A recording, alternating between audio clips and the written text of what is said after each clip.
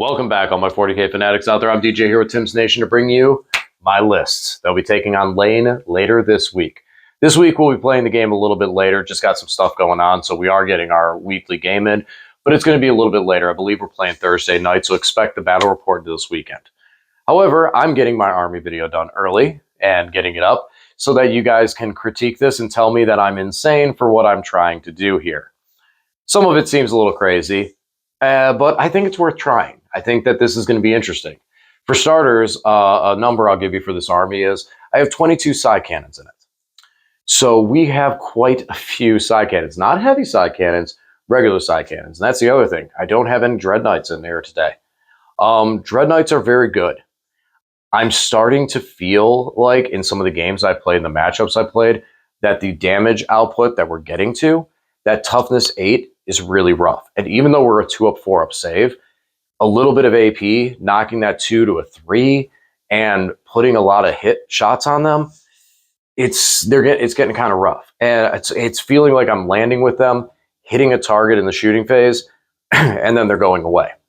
And I'm not as comfortable with that, like just for the 200 some points they are, when I feel like there might be a better way. And that's what I'm trying here today. I'm going away from the Dread Knights, and we're going heavy into infantry. I can be skeptical about this all we want. I can be hypothetical and talk about this, but instead, let's just jump over into it. Let me show you guys what I'm talking about, and then tell you what I'm thinking about with this list, and see if you guys agree with me or not. All right, here it is. So we are back with the Warpbane Task Force. This is the one that gets full rerolls to hit for any unit that is wholly within Hallowed Ground, which Hallowed Ground is our home deployment zone. It is no man's land if we hold at least half the objective markers, and it is our opponent's deployment zone if we hold the objective marker there. This checks at the beginning of any phase, so you can move onto it or charge onto it and then have it in the shooting phase or the fight phase. Now, with this army here, I am going heavy into infantry. And we're trying a couple little cool things out. So we did drop the Dread Knights, like I said, and we do still have one vehicle. That's not just there for aesthetic purposes. So let's talk about him first. Today, we are going to be bringing a Land Raider. Land Raider Crusader specifically. Land Raider Crusader is 220 points. It is literally the exact same points as my Grandmaster was with the enhancement to give Hallowed Ground to a target unit. This guy is transport capacity 16. And combined with Hallowed Ground, those Hurricane Bolters on the side are also twin linked. 6 shots, rapid fire 6, 2 of them, so we can get 24 shots, rerolling hits, rerolling wounds. Okay, sounds fun. Multi-Melta Assault Cannon and the Hunter Killer Missile are also going to be equipped to this thing. And it's going to have most likely 5 interceptors and a squad of purifiers inside. More on that later. Interceptors play off this thing really well. Any transport really well, because that bonus 3-inch move. Interceptors can move 3, then would disembark 3, move 12, shoot, and then move again 6 inches, so it can get them really far across the board for things like engage on all fronts, or to tag an objective just to give us some more points and start progressing the game. So that's a big part out of there. Also, this thing has an assault ramp, so it can disembark a unit, and that unit can still charge. So putting a squad of purifiers inside of this thing means that when I move this thing up there, we have an aggressive unit to get out. Toughness 12, 16 wounds with a 2-up save means it is well more durable than the Dread Knights. Yes, it does not have an invuln, and the Dread Knight does have an invuln, but this thing has more wounds and a higher toughness, which means it's not going to get hit by as many things, hopefully. Next up, as advertised, we have purifiers. 30 of them. I am bringing the full amount that you can take, and that is 3 10-man squads of purifiers. Now, something I didn't mention about Hallowed Ground is that Hallowed Ground for purifiers is always in effect. Not only that, but they are also a 6-inch aura that any unit wholly within 6 inches of these are also treated as Hallowed Ground. So these guys inherently have full rerolls to hit. They also have a strat that gives them full rerolls to wound. The strat typically only gives you reroll 1s to wound. This gives you full rerolls to wound just because you are a purifier. Purifier's ability, if this wasn't enough, is that if they're below their starting strength, they get +1 to hit, so they'd be hitting on 2s. If they are below half strength, they get +1 to wound, so they'd be wounding potentially on 2s into most targets. And then even like tough vehicles and stuff that is at least up to toughness 11, they could be wounding on 4s because these guys are strength 6, AP 2, flat 2 damage for the guys with weapons. Depending on the matchup is when you kind of decide what you pull. If you pull out the guns first or if you pull out the weapons, just how you want to play it. But these guys are threatening down to the last model. There's also a strat that can give these guys a 4-up invuln, which can be necessary because these are toughness 4 to wound Marine models here. That's what we need to remember. They do have a 2-up save inherently. And also, on top of it, Cleansing Fire. Each model has a psychic shot. It is 1 shot, strength 4, AP 1, ignore cover, flat 1 damage. It is anti-infantry 2-up as well. So you have, after you shoot with these guys, or before even, you can make 10 shots with at that will be re-rolling hits, and then are anti-infantry 2-up. Now, with a squad that is led by Castellan Crowe, they get an additional 1 shot to the Cleansing Flame. So a 10-man will be shooting 20 shots. We do have 1 squad that is going to be led by Castellan Crowe. So 2 of the 10-man purifiers are fully equipped with psi cannons. Now, mind you, I'm getting models ready for this army and popping things off and cleaning up. And I want to see if this is where I want it to be. And if this is, I'm going to start working on and getting all these models ready for a tournament level because I do like this build a lot. So 2 of the units have psi cannons. It's going to be 4 psi cannons per unit. 3 shots, strength 8, AP 2, flat 2. I'm sorry, AP 1. They are 3 shots apiece. So it's going to be 12 shots per squad when they shoot with those. Full rerolls to hit. And again, 1 command point for a full reroll to wound strat makes the psi cannons even more threatening. Now it's a strat, so only 1 unit can get hit by it. Now the third purifiers, the one led by Crowe, are my incinerators. Incinerators are D6 shots. They're torrent, so they're excellent, Overwatch weapons. They are strength 6, AP 1, flat 1 damage. That is also ignore cover.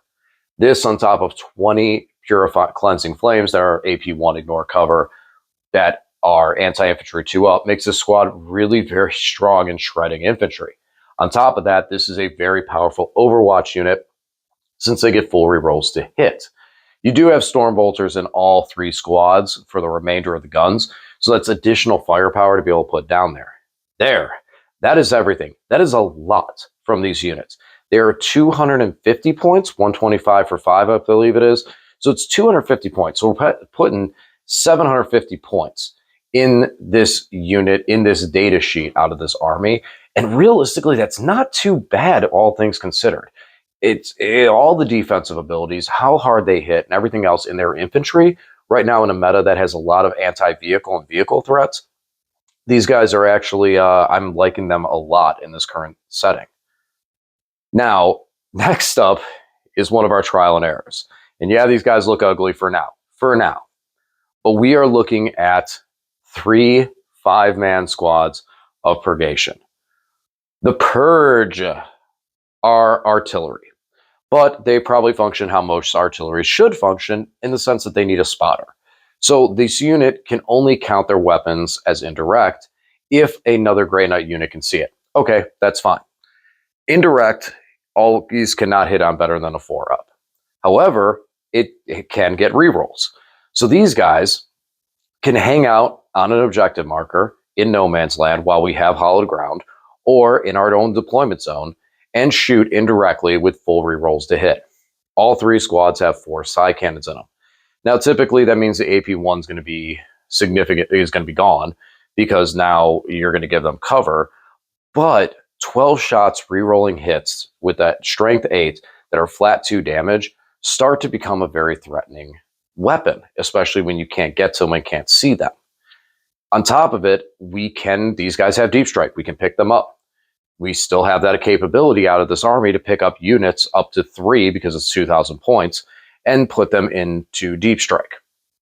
Now, these units, if they land and just face someone down, it's a 5-man squad, so it's easier to get them on a small point.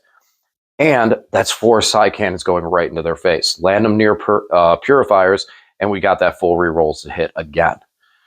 So on top of it, this is a 5-man squad that in some scenarios, if there really isn't a good target, they can go and complete secondaries. Having more MSU in this army, this MSU has a pretty decent gun. I think in the volumes I'm taking them.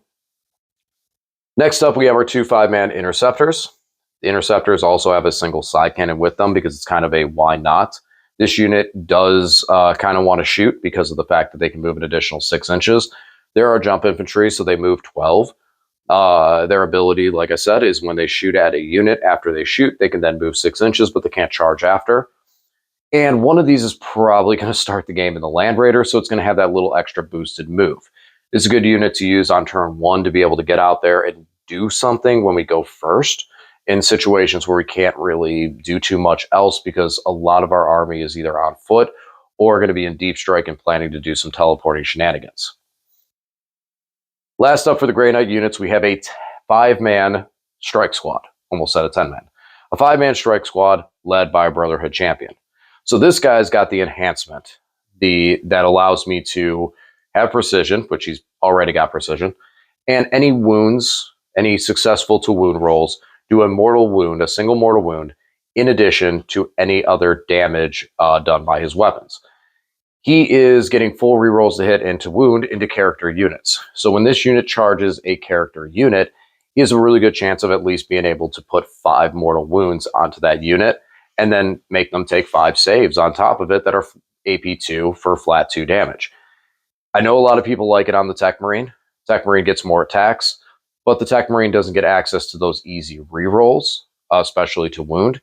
And the Tech Marine hits on 3s where the Brotherhood champion hits on 2s. So while the Tech Marine does have the possibility of a higher damage output because of the number of attacks, I feel like the Brotherhood champion has a more reliable damage output. On top of the fact, he also has and gives fight first. Big, especially right now with things, the combat armies like Blood Angels and such out there. Being able to fight first means that him and the 5-man squad of strike are able to remove a lot of threatening models before they take damage back. All the strike have 4 swords. We're just giving them the power weapons. They are strike 6 AP2, flat 2 damage, and 3 attacks apiece, plus the Brotherhood champion. So that squad being able to fight first is one that's able to pick up and do damage to the unit that's hitting them before they get hit. On top of it, since they're strike, they're OC2, so they're a great unit to use that strat to drop just outside of 6 inches, but wholly within hollowed ground, and make that 6-inch charge onto your opponent's home field objective, be able to fight back their own unit, take their home field objective during their turn, and also have hollowed ground because you take it in the charge phase. So they're a very strong unit to be able to do silly stuff like that. And while they're on the table and you're waiting and you put them in the home field, they can stick to your home field objective, or any objective for that matter, and teleport away, which later into the game, that might be very important, especially with resource management, if you're able to keep your opponent off of a objective just outside of your deployment zone that's close by, and you're able to keep your opponent away from it, suddenly that sticky objective becomes huge. Now, I did say last of the Grey Knights, but we do have one more unit because this unit is not Grey Knights. We are going to be bringing an Inquisition unit. This is the Exaction Squad. So right now, I feel like there's 4 units that would fit this role very well. Subductors, Breachers, Vigilant, and Exaction. And when I looked at everything for them, and I'll talk about that more in a second, Exaction and Breachers seem like the top 2. So we're going to try the Exaction today. The big reason why I'm trying these guys over the Breachers right now is because of the D3 heal to the squad. So any stray damage that may happen to these guys, I'm able to heal and put some of those guys back so they're able to continue their job. And their job is to mostly just protect my home field objective and zone out some deep strike. If they can and they need to move out there, they do have some unique abilities to be able to hit an objective marker within 6 inches and make everyone near it take a battle shock. So that can be obnoxious to your opponent and have them lose primary points because of that little ability. And then they pick a unit, and that unit they get lethal and precision into. Not sure how much that's going to play out into this army. That seems like more of an Inquisition style thing. But it's the D3 heal that's the most important to me. Because if this unit gets hit by some stray fire and someone's just trying to pick on them because I have them zoned out to keep that 9-inch bubble, I'm able to put those models back, and it could possibly add to a little bit of movement after I put them in the command phase back at a better place. So that's the reason they're coming today. We're giving those guys a try, and that is the list. So as I mentioned, Breachers, I really was strongly considering them as well. Breachers are OC2, so that's that higher OC value. Plus, they get full rerolls to wound versus units on objective markers. So if I'm holding the home field objective marker and somebody comes in and takes it from me, or they're trying to take it from me, they're on the objective, I could have full rerolls to wound into that unit.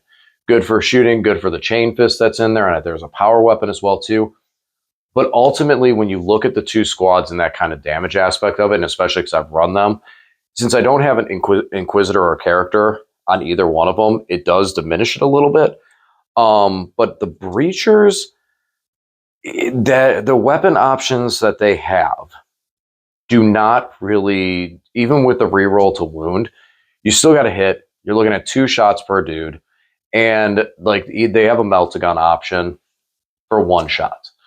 Then when you get over to the combat side of things, yes, there's a chain fist. It's hitting on 5s for 1 attack. Yes, there's like 2 power weapons, but they're still like strength 4. And I mean, you still have to hit. The reroll wound helps, but you still got to hit. So they don't do as much. Am I saying the Exaction Squad will? They got a little bit extra range. Okay, not much there for the shotguns again for that. But then their 2 special weapons add a lot more to the equation. The grenade launcher is no melt-a-gun. I would have preferred to take a melt-a-gun over the grenade launcher, but the grenade launcher is still decent, especially because it has that frag blast option. And the Weber. The Weber does devastating wounds as a flamer, good for Overwatch. And yeah, I like that a lot. But again, the D3 heal is a big part of it, because if my opponent is able to send errant units into my home field objective marker to try to take it, the Exaction Squad is able to go in there, pick them up, take some damage, take some casualties, and then bring those models back to then continue to zone out the area. And that's the biggest thing, is that their job more than anything else is to zone out the area. Because realistically, whether it's Breachers or Exaction Squad, both are really not going to do damage for me. Like, we can talk about the aspects of which one's going to potentially do more damage for me, but in some aspects of it, after rolling out the dice and everything misses, if I'm shooting into a squad of like Marines, we're saying, okay, well, the Exaction Squad can do 2 wounds and take 1 Marine out, but the Breachers are only going to do 1 wound. I mean, that's kind of where we're almost at with the math of this. It's like, it's not as relevant. Doesn't matter as much. What matters is being able to have that coverage. And the Exaction Squad is able to bring D3 back to continue that coverage later in the game if we get hit by some stray fire that removes a couple of guys. As for the rest of the army, a lot of MSU here. You know, we have 3, 4, 5, 6, 7, 8, 9, 10, 11 units that we're bringing. So we have the ability to do secondaries. Again, it's still at a risky point of going first, but that was kind of the inclusion of the Land Raider, so we have something that's able to move out. And in order for our opponents to do anything to it, they're going to have to dedicate something of value. And if they dedicate one of their things of value, then that puts me in a position where I'm able to counterplay with my Purifiers into a position to be able to answer that unit that just hit me, as well as set up board position going into later points of the game. On top of the fact, being able to rush a squad of Purifiers out of that thing, being able to move that thing 12 inches, drop that unit of Purifiers off in 3, shoot, and then charge something is very, very strong, very powerful, and they're realistically the very big bread and butter, where some units may only be able to shoot or may only be able to do combat to that level. Some are like, I can shoot really well and fight meh, or I'm really amazing in combat, and hey, I happen to have these guns here that are like, I mean, plasma pistol, I mean, good guns. But those guys are able to do both. And so that coverage means that if they're able to do a decent amount of damage when they get out there and hit, they're able to go on 2 different threats and significantly reduce those and possibly take them to a position where they don't matter over the course of the game. You might not remove everything, but if you drop a 10-man down to 2 or 3 guys, you know, like to Lane's Death Watch, the Indomitor kill team, you know, as a 10-man, it is brutal. as a 3-man, what's it going to do at that point? And that's kind of where a lot of those units kind of fall into. So it's nice that they're able to kind of hit multiple units in that sense. So they don't shoot at a unit and then knock themselves out of charge range. They could shoot at something and then charge them and still be able to do a strong amount of damage. So that's the list. Let me know what you guys think. And I'm looking forward to seeing this thing. I think it's going to go one of two ways. Either I have a lot of confidence behind this build. I feel like it's a build. I'm very much enjoying how this thing looks. And I'm really enjoying the aspect of having to work on this thing and getting this thing to a GT competitive level. Now it's a matter of seeing if this theory works on the table. We're basing a lot into the side cannons. We did drop the Dread Knights, but I feel like I'm putting enough behind the Purifiers in place of the Dread Knights to make that happen. And especially we still have a Land Raider in there, so that's tough. We didn't have one before, but yeah, we still have a big chunky dude in there to take some damage. All right, guys, that's everything. As always, thanks for watching, and I'll talk to you again soon.